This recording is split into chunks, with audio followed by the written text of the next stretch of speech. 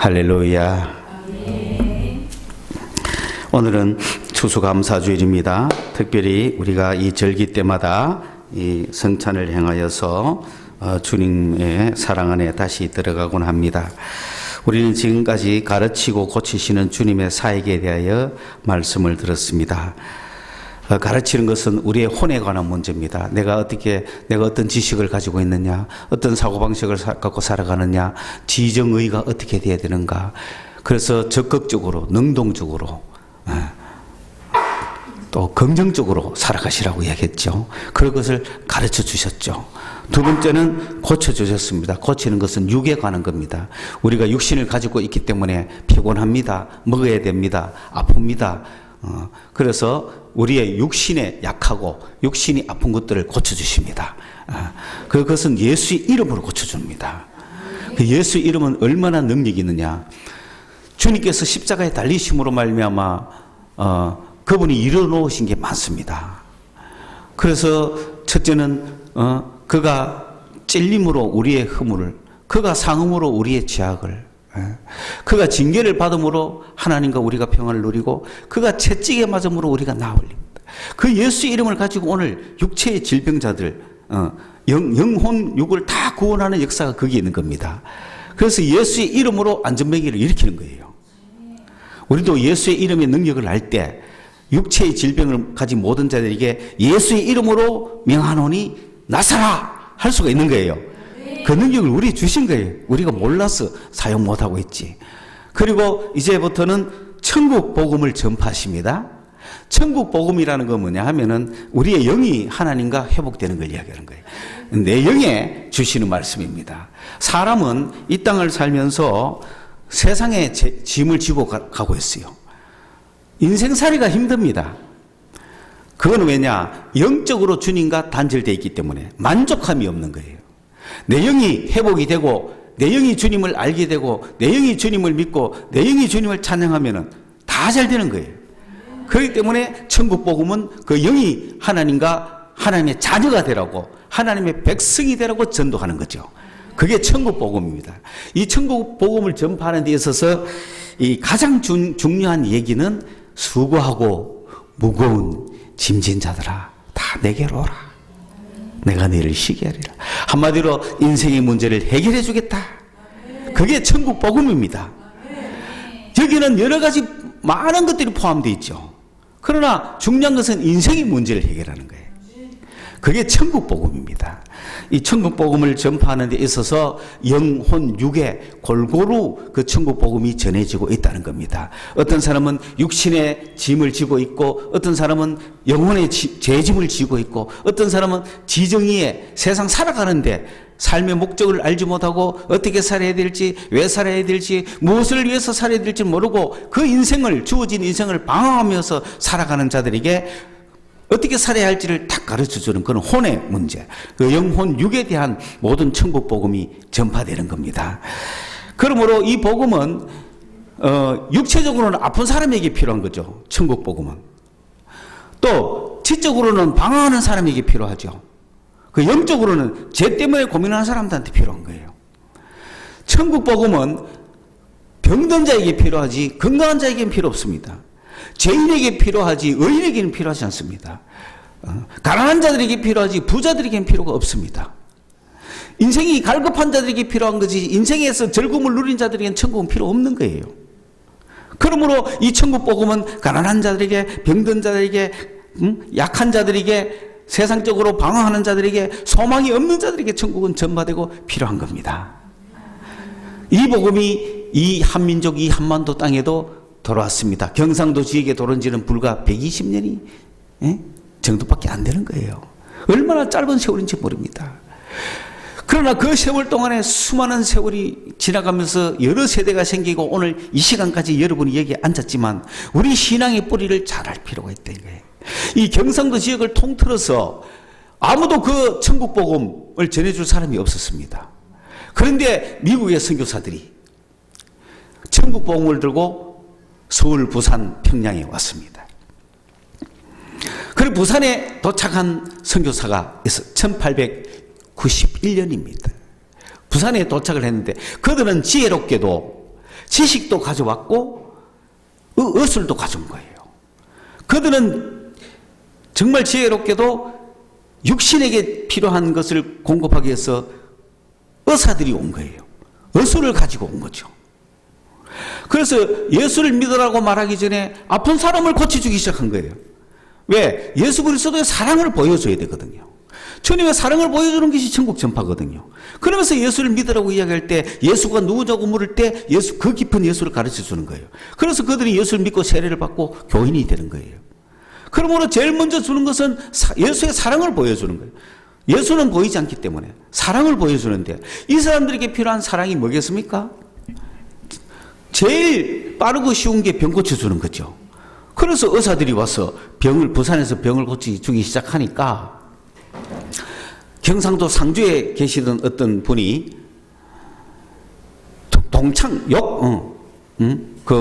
욕창, 공창, 이거 피부가 가렵고 막 그런 거 있잖아요. 그걸 알았는데 도저히 고칠 방법이 없고 너무 괴롭습니다. 김재수 씨인데 그분이 부산에 가면 외국인 의사가 병 고쳐준다는 이야기를 듣고 부산으로 달려갑니다. 이게 복음이에요. 복음은 필요한 사람이 가는 거예요. 천국이 필요한 사람이 가는 거예요. 지금도 그렇습니다. 천국이 전파되면 그 천국 소식을 듣고 천국이 필요한 사람이 찾아오는 거예요. 그래서 김재수 씨가 부산을 갔는데 가보니까 캐나다에서 오신 의사예요. 그 의사가 하는 말이 이 병은 고칠 수가 없습니다. 낙심이 되잖아요. 그러나 당신은 예수를 믿어야 됩니다. 복음을 전한 거예요. 병은 못 고쳐줬지만 예수를 믿으라고 전도했어요.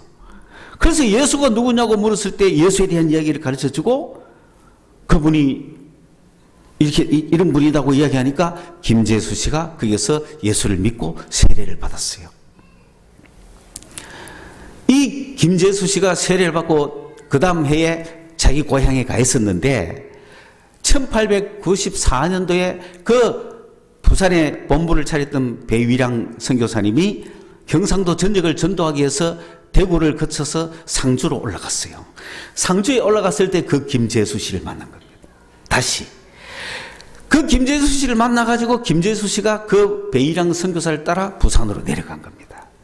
부산으로 내려가서 거기에서 이 선교사들을 도와주는 의학 선생을 한 거죠. 그리고 1897년에 배위량 선교사는 서울로 올라가고 그의 처남되는 아담스 선교사가 대구를 맡으러 올 때 아담스 선교사의 한국 선생이 돼가 조사가 돼가지고 김재수 씨가 대구에 처음 왔습니다. 그러니까 대구 자체에서 세례받은 사람 아무도 없어요. 그 선교사 가족 5하고 그 김재수 씨하고 부산서 세례받았잖아요. 그 김재수 씨하고 대구에 와가지고 예배를 드렸습니다. 그리고 1900년이 되었어야 드디어 대구에서 첫 세례자가 생기는 거예요. 서자명 씨라고. 이분도 대구에서 첫 세례 받았어요. 그러니까 김재수 씨, 서자명 씨, 이 두 사람이 대구에서 세례 받은 자들이고 선교사 가족하고 이렇게 예배하는 거예요. 근데 놀랍게도 그 교회 집터를 판 정환식 씨라는 사람이 어떻게 됐는지 그도 예수 믿었어요. 그 집을 팔면 예수 믿게 돼. 교회 터로 팔면 예수 믿을 수 있는. 하여간 예수 믿는 계기가 여러 가지가 있는 거죠. 그런데 정환식 씨하고 같이 세례받은 사람이 놀랍게도 김덕경 씨예요. 네. 초기에 경상도 전역에서 예수 믿는 사람 서너밖에 안 되는 거예요. 거기에 김덕경 씨가 있는 거예요. 얼마나 놀라운지 몰라요. 네. 그래서 이제 대구에 교회가 시작이 됐는데 선교사가 거기서 예배드리고 있었지만 3년이 지나도록 한 명도 믿지 않았습니다. 3년이 지나도록 한 명도 믿지 않고 존슨이 미국 약방이라고 약 차려가지고 그러니까 의술을 베풀어가 했는데 대구 지역에서도 소문이 나니까 점점 병 고치러 왔다가 예수 믿게 되고 예수 믿어야 약 준다 그러고 이러니까 예수를 믿기 시작해서 1902년에는 20명이 되고 1903년에는 100명이 되고 1907년에는 500명이 되고 대구가 그렇게 번쩍한 거예요. 그래서 지금까지 왔습니다. 그런데 이제 드디어 교회가 부흥하기 시작하니까 육신의 질병이 아니라 혼의 구원, 지적인 학교가 필요하죠. 지정의를 위한 지식, 학문, 신학문, 선진국, 근대화, 개화, 아주 멋쟁이, 그걸 교회가 주는 겁니다. 유교의 찌들은 우리 민족에게 기독교 사상, 그리스도의 복음, 예수의 말씀이 들어가니까 혼이 바뀌기 시작하는 거죠. 나도 잘 살아볼 수 있다. 하나님은 나를 사랑하시는구나. 인생은 죽음이 끝이 아니구나. 이 땅 살면서 열심히 살아보자. 남을 위해서 살아보자. 그런 건전한 정신이 생기니까 혼이 바뀌잖아요. 그래서 학교가 생기고 전국에 학교가 생기면서 두 번째 우리나라가 혼의 구원, 지식적 구원을 열심히 했죠. 그래서 우리나라가 부흥하기 시작한 겁니다. 그 결과 경제적인 부흥까지 지금 왔죠. 그런데 지금 시대는 뭡니까? 육의 구원 많이 요구하지 않습니다. 혼의 구원 많이 요구하지 않습니다. 이제 남은 건 뭐죠?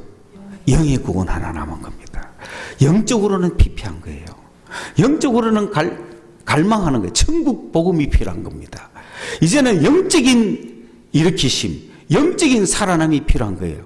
영적인 복음을 이제 제공해야 될 그럴 때가 왔습니다. 세상 사람은 육적으로 병원 가면 돼요. 혼적으로 학교 가면 돼요. 근데 영적으로는 도대체 세상에 낙이 없어요. 무엇을 위해 살아야 될지.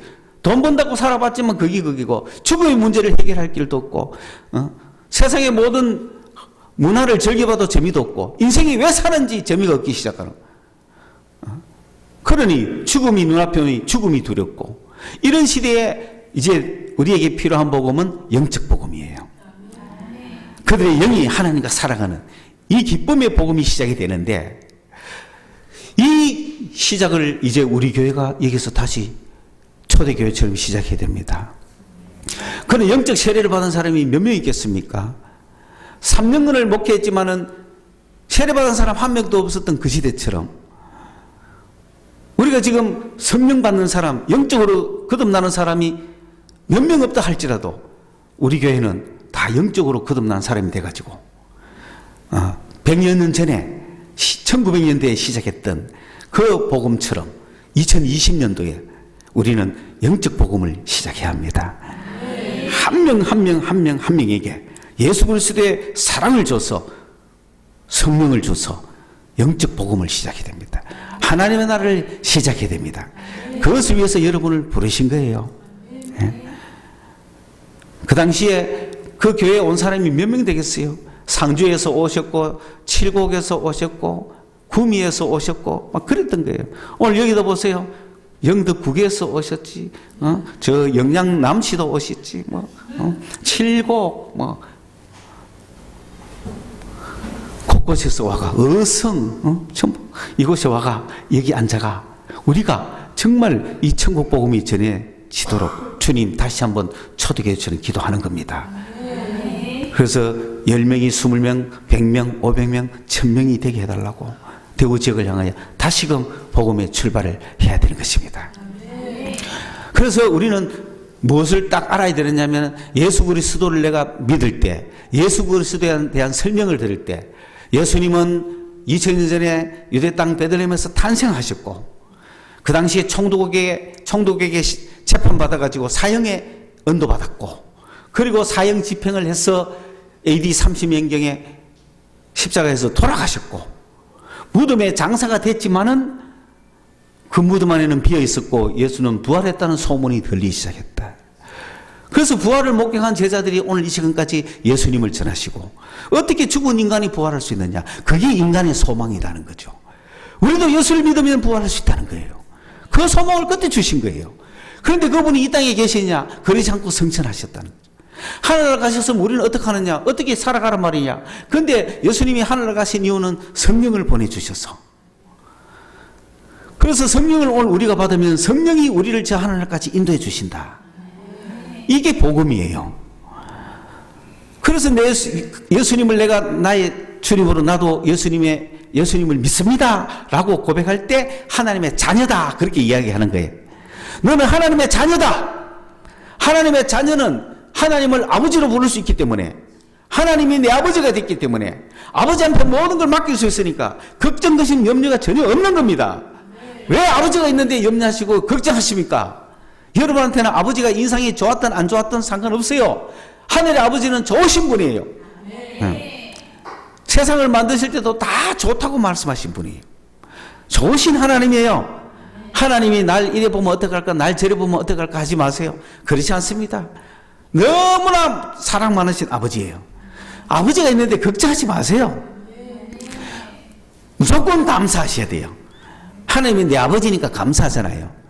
대한민국 세계 최고의 재벌이 내 아버지라도 얼마나 감사하겠어요. 그런데 하물며 천지를 지으신 하나님이 내 아버지인데 감사하지 않습니까? 감사합시다. 감사합니다. 주님 감사합니다. 나를 흰머리로 나게 하시고 검은 머리로 나게 하시고 노란 머리로 나게 하시고 이렇게 저렇게 나게 하신 모든 것 감사합니다. 하나님 내 아버지니까 아버지를 믿고 나가는 거예요. 그 다음에 두 번째로 예수님은 나를 위해 죽으신 분이라. 그래서 그분을 사랑해야 돼, 안 해야 돼? 그분을 사랑해야 돼요. 끊임없이 사랑하는 것이, 예수님은 보면 사랑합니다. 사랑합니다. 사랑하는 사람은 같이 붙어 살아야 돼요. 사랑한다고 24시간 360일 종일 고백해야 되는 게 예수님입니다. 그러면은 그 예수님께서 우리에게 성령을 주셨잖아요. 성령을 받으면 기쁨이 넘치는 거예요. 성령만한 게 없어요. 성령 받은 기쁨만한 게 세상에는 없어요. 저 라스베가스에서 이것 땡겨가지고 잭팟이 터져도 그보다 기쁘지 않습니다. 이 세상에 가장 짜릿한 승리라도 주님이 주신 성령보다 즐겁지 않습니다. 세상적인 건 순간적이고 찰나예요. 합격했을 때 기쁨 잠깐이지, 연인을 만났을 때 나누는 사랑 기쁨 잠깐이지 별거 없습니다. 내일 지나면 또 배고프고, 내일 지나면 또 허무하고, 내일 지나면 또 허전한 게 세상적인 거예요. 그런 순간적이고 찰나적인 것에 속지 마시고, 한 번 받으면 영원한 기쁨, 성령 받으면 영원한 기쁨이 있습니다. 성령보다 더 기쁜 것은 없습니다. 그렇기 때문에 날마다 기뻐하면서 살아갈 수 있는 거예요. 성령과 교제만 일어나면 기쁜 거예요. 이런 신앙적 원리를 주셨습니다. 그러므로 오늘 천국 복음을 전파하는 우리가 이 시간 이제 이 땅에서 천국이 시작이 돼야 되는데, 그 천국을 전파하기 전에 우리 제자들이 이야기해야 될 제일 먼저가 뭐냐면은 예수님에 대한 사랑입니다. 예수를 사랑해야 돼요. 그러면은 수고하고 무거운 짐진 자들아 다 내게로 오라, 내가 너희를 쉬게 하겠다. 그런 천국 복음의 것을 우리는 가져가서 이걸 전할 수가 있는 거예요. 그 예수님에 대한 사랑이 오늘 여기에 있습니다. 예수님에 대한 사랑이 성찬입니다. 오늘 이 성찬식은 여기에 떡이 있고 여기에 잔이 있어요. 이 떡과 잔이 무엇을 의미하는가를 주님이 가르쳐 주시는 거예요. 주님은 이 떡과 잔을 제자들에게 주시면서 나를 기념하라, 나를 연상하라, 나를 묵상하라 그런 거예요. 뭘 묵상해야 되겠습니까? 첫째, 이 아들을 우리에게 아끼지 아니하고 주신 하나님의 사랑. 하나님 정말 사랑이시구나. 어떻게 하면 자기 아들도 아끼지 아니하고 내어주셨을까? 그 하나님의 사랑을 생각하고, 둘째, 그 예수님은 또 나를 위하여 기꺼이 자기 몸을 십자가에 찢어주시고 피 흘려주셨단 말이에요. 그 예수님의 사랑을 생각하고, 그러면서 그 예수님의 십자가의 죽음이 나를 위해서 기꺼이 자기 몸을 주셨구나. 그러면서 이 떡을 먹으라고 말하는 이유가 뭡니까? 이 떡을 먹으라고 말하는, 이 떡을 떼어주면서 이건 내 몸이다. 내 몸을 먹으라. 받아 먹으라. 믿으라는 거예요. 내가 주는 걸 거절하지 말라는 거예요. 이 떡을 먹으라. 이 떡을 내 몸이다. 그러니까 이걸 먹으면 내 주님의 몸을 먹기 때문에 내가 주님과 한 몸이 되는 거예요. 그러면 주님이 부활하듯이 우리도 부활하는 거예요. 그 영생을 주시는 떡이에요. 그 다음에 이 잔을 펴시고, 이것은 너희를 죄를 위하여 흘리는 내 피다. 여러분, 짐승을 잡아서 피를 흘리잖아요. 그 그래서 죄를 없애해 주잖아요. 마찬가지로 예수님은 자기 피를 흘려서 우리의 죄를 없애해 준 표라는 거예요. 이 피를 받아 마시라. 그래서 이거를 행할 때마다 나를 생각해다오. 나를 묵상해라. 나를 연상해라. 이 떡을 보면 주님의 찢어지신 몸을 생각하고 이 잔을 보면 주님이 흘리신 피를 생각해야 되는구나. 그것이 나에게 어떻게 의미로 다가올까? 그 성찬에 참여하면서 나를 굉장히 기념하라고 이야기했습니다. 마지막으로 주님은 이렇게 우리를 사랑해 주셨는데 우리는 어떻게 주님을 사랑해야 할까요? 주님은 우리를 이렇게 사랑해 주셨는데 여러분은 주님을 어떻게 사랑합니까? 주님은 이 주님의 죽으심을 전할 때마다 또 한 가지 사실을 이야기했어요. 예수를 전하러 가는 곳마다 마리아 이야기를 해라. 마리아가 나를 어떻게 사랑했는지 이야기해라. 이 복음이 전파되는 곳마다 이 이야기도 해주어라. 그랬죠? 예수님은 6월절 그 기간에 문둥이 시몬의 집에 있었습니다. 베다니에. 그런데 그 베다니에는 나사로 집도 가까이 있었습니다. 나사로 집에는 마르다와 마리아가 있었습니다. 그런데 문둥이 시몬의 집에서 잔치를 벌이고 식사를 하는 예수님한테 마리아가 와서 나드 향유 옥합을 깨뜨려서 머리서부터 발끝까지 부어버렸습니다. 그걸 본 제자들은 아니 그렇게 비싼 거를 왜 저렇게 흡의를 해? 저걸 팔아서 가난한 자한테 나눠줘야지. 그게 예수님의 정신인데 왜 저는 흡의를 하고 있느냐? 그랬을 때 그게 얼마나 비쌌는가 하면 1년치 월급이에요. 1년치를 모은 거예요. 300데나리오라는 거는 1년치 일해야 벌 수 있는 돈, 그만큼 비싼 향유 나드 한 건이었습니다. 한 건밖에 안 되지만 그게 1년치 임금이에요. 연봉이라면 연봉. 그거를 한순간에 깨가지고 예수님 머리에서 부어버렸습니다. 마르다의 사랑이 얼마나 대단한지 압니까? 마리아의 사랑이 얼마나 대단한지 압니까? 주님을 향한 마리아의 사랑이 얼마나 대단한지 아십니까? 그때 주님이 제자들에게 뭐라고 이야기했느냐? 왜 그 여자를 괴롭게 하느냐? 왜 그 여자에게 뭐라고 하느냐? 왜 그 여자를 말기느냐? 바드를 주느냐는 거지. 그러면서 하시는 말씀이 마리아는 내 장례를 준비했다. 주님의 장례를 누가 준비했습니까? 마리아가 준비한 거예요. 마리아는 주님을 어떻게 사랑했습니까? 주님이 돌아가시면 그 장례를 내가 담당해야지. 주님이 돌아가시면 그 장례를 내가 담당해야지. 그래서 모아놓은 거예요. 1년치를 모아놓은 거예요. 이거는 주님의 장례 때 쓸 거야. 그렇게 주님을 사랑했습니다. 그게 오늘 우리 성도의 사랑이 되어야 됩니다. 내가 저 집사님 죽을 때 저 집사님의 장례를 내가 준비해야지. 보다 넘는 거죠. 마리아는 그렇게 예수를 사랑했던 거예요. 주님이 그건 아셨던 거예요. 그래서 이야기한 거예요. 왜 그 여자를 욕하느냐? 그는 나의 장례를 준비했다. 내 장례식을 치르기 위해서 모아놓은 돈이다. 그걸 오늘 나에게 깨뜨렸다. 주님이 곧 죽으셔야 되잖아요. 마리아는 어떻게 알았는지 모르겠어요. 주님이 곧 돌아가신다는 걸 직감했는지 모르겠어요. 이것도 전해주라. 가는 곳마다, 복음이 전하는 곳마다 이야기 같이 해줘라 그러잖아요. 그런데 잘 안 들었죠. 그 주님 말씀은 준행해야죠. 이 이야기도 같이 해줘야죠. 그렇게 마리아는 주님을 사랑했던 유일한 사람이 아닐까 싶어요. 오늘 우리는 주님을 어떻게 사랑합니까? 내가 주님의 옷을 준비하겠습니다. 내가 주님의 결혼을 준비하겠습니다. 내가 주님의 장례를 준비하겠습니다. 우리는 주님의 무엇을 준비할 수 있을 만큼 사랑합니까? 주님을 사랑합니까? 마리아가 부럽지 않습니까? 어떻게 그런 생각을 할 수 있을까요? 예수님 장례 내가 준비해야지. 그런 생각을 하다니 그만큼 사랑했던 거예요. 이것이 마리아의 사랑입니다. 예수님의 사랑을 받은 자들은 예수님을 사랑해야 합니다. 아마 추측하기인데 나사로가 죽었을 때 그 장례를 나사로가 살았으니 안 써도 될 거 아니에요, 그죠? 그래서 장례를 생각했는지, 죽음을 일찍 생각했는지도 모르죠.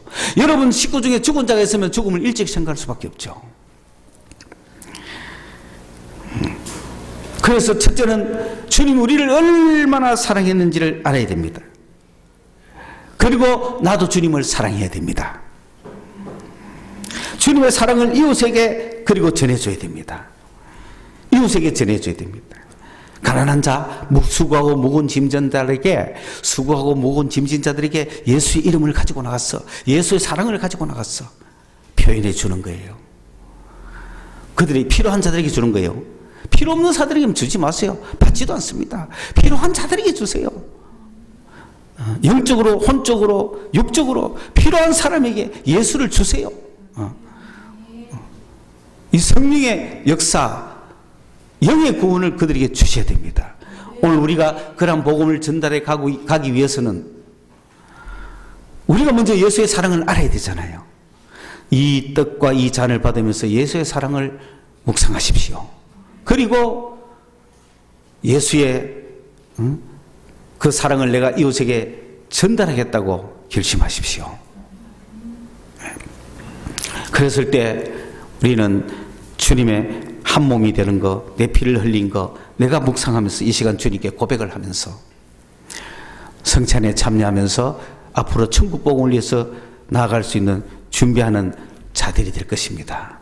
그렇기 때문에 오늘 이 성찬을 진행할 때 이 예수를 믿는 자들에게 세례를 베풀어서 이 성찬에 참여를 시키고, 우리 세례라는 것은 뭐냐면 하나님, 예수를 내가 구주로 받아들였다는 뜻이고 하나님의 자녀가 됐다는 뜻이고 교회 회원이 됐다는 뜻이에요.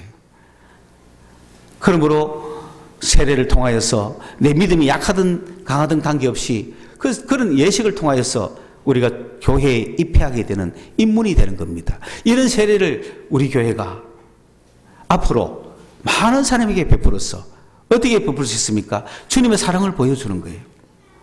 그리고 그들이 주님을 알게 될 때 세례를 받게 되는 거죠. 그래서 우리 교회에서 진정으로 세례받는 자들이 참으로 많이 늘어나야 될 것입니다. 기도하겠습니다. 하나님 아버지, 이 시간 저희들이 성찬 세례를 베풀고자 합니다. 함께하여 주옵시고 하늘의 큰 역사가 일어나게 하여 주옵소서. 우리 주 예수님의 이름으로 기도드리옵나이다.